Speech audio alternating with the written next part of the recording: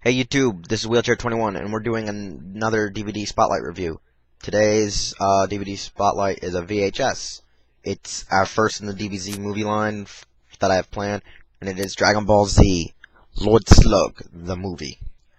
This one is one of those moments where all DBZ fans go, when does this freaking take place?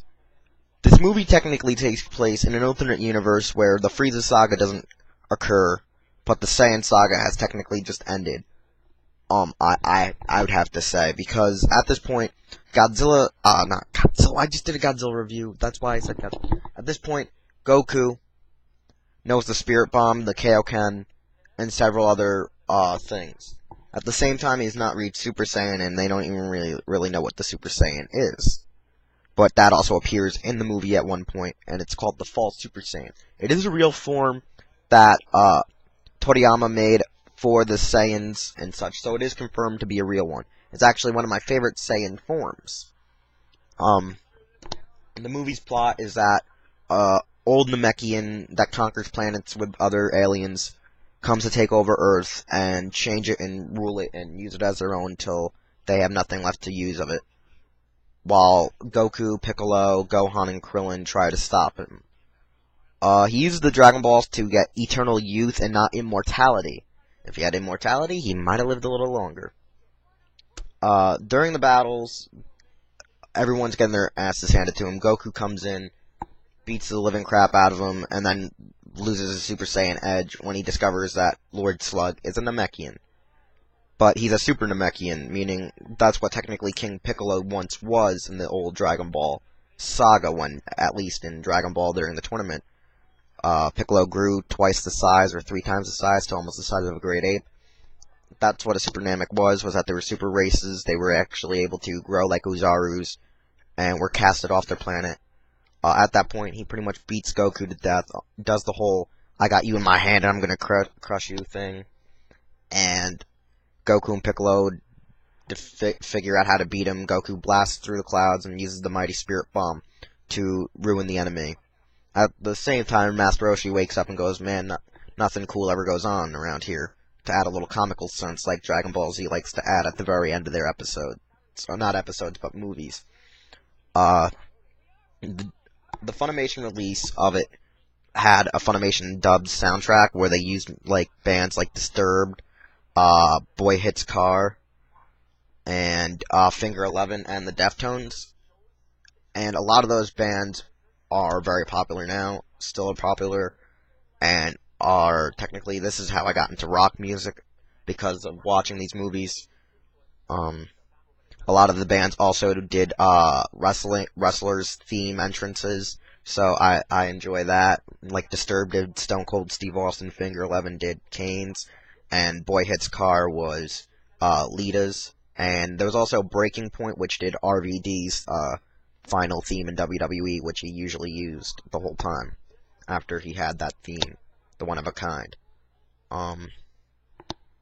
Most of these bands would be used in the next following movie, Cooler's Revenge, and then there was no movies that would have any more Funimation soundtracks except for Brawly the Legendary Super Saiyan. Other than that, the movies are technically never going to be really relevant to the actual series in general.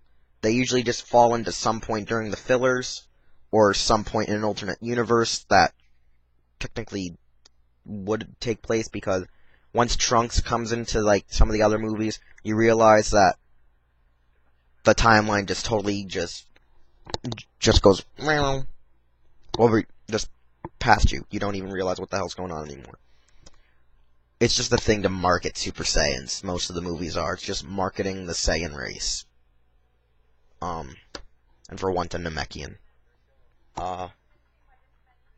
When you first see this, you think it's all about the Kaioken and your Spirit Bomb, but me as a young kid automatically thought it was Super Saiyan because the hair was up. I forgot that his hair would go up till a little later on. So, when finding out Super Saiyan was involved in some case, that was a cool thing. I don't know what to say. It's just, I always watch this movie a lot. I don't really intend to get the DVD version of it just yet. until I check for some reviews on it, because the DVD version also has the Japanese audio, the Japanese, uh, the whole Japanese audio and such, and OST, original soundtrack background music.